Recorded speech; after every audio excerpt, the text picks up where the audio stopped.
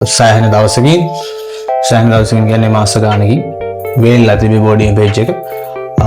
Boarding page එකට video එකක් දාන්න හිතලා මම තනියම ඉන්නේ මේ කවුරුත් නැහැ. මම තාත් ගෙදර ගියා අසනීප තත්ත්වයක් හින්දා. අද මම හදන්නේ අලබැදුමත් එක්ක කලවලයක්. ඔයාලා දන්න එක හදන විදිය. අර බෝඩි මේ කොහොමද දෙන්නේ කියලා අද මගෙත් එක බලමු. අද මම හදන ගමන් කන්නේ පල්ලේ ගානේ රටකජු ගෙනාව. රටකජුත් එක්ක අපි වැඩි යන්නේ. බලමු වැඩේ කොහොමද වෙන්නේ කියලා. දෙන්නයි මම ඉතරන දින් හොඳා අලගෙඩි දෙකක් ගත්තා. අලගෙඩි දෙකට හරියන සුදු ලුණු. විතර වේලුණු ගෙඩි දෙකක් තියෙන මේ ගෙඩි පොඩක් නරක් වෙනවා කියන චෑන කල් ගෙනල්ලා මේක ඒකෙන් බෑවක් දානවාද අපි.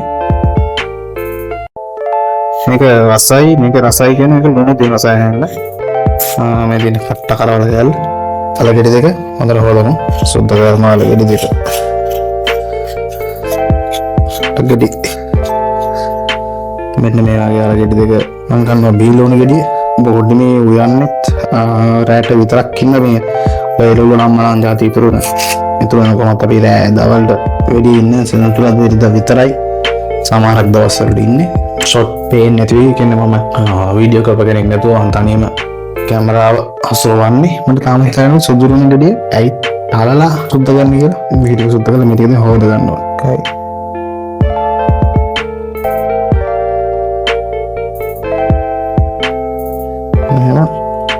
කෑලි රයිට් අපි දැන් ඕනි කරන දේවල් සේරම කපා ෆෝන් එකේ මොනිටරේ දාලා තමයි මම මේ කැමරාව බලන්නේ. කැමරාව මේ මම විටිමිටි අර පැත්ත බලන්නේ ඒක මම පේනවද කියලා වලට මම මෙන්න මේ තාච්චි තමයි සාමාන්‍ය ගොඩක් දේවල් අපි හදන්නේ. මේ ඉස්සලාම රිපීට් කරගන්න.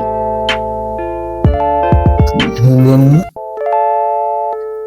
කරන්ට් එක බලන්න.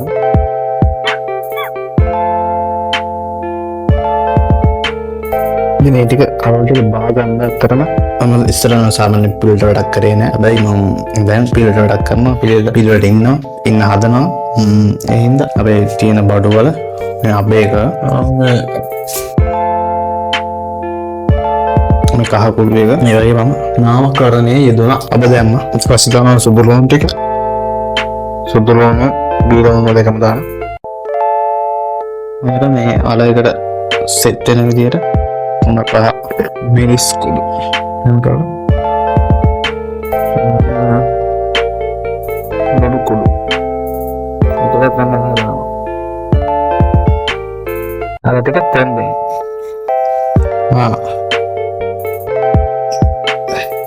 ඇත්තටම වීඩියෝ එක ඉවර කරන්න වෙලාව දැන් මම කියකට යනවා.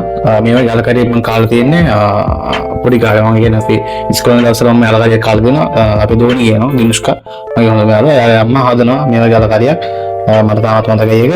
මේ වීඩියෝ එකත් මතක් කරගන්නවා. ඊට පස්සේ අලුත් කරන්න එපා. බෝඩි මතක් කරන්න එපා. බෝඩි මත් එක දිගටම රැඳිලා ඉන්න. තවත් වීඩියෝ එකකින් හම්බෙන්න මම චතුර දිසානායක. ජය වේවා.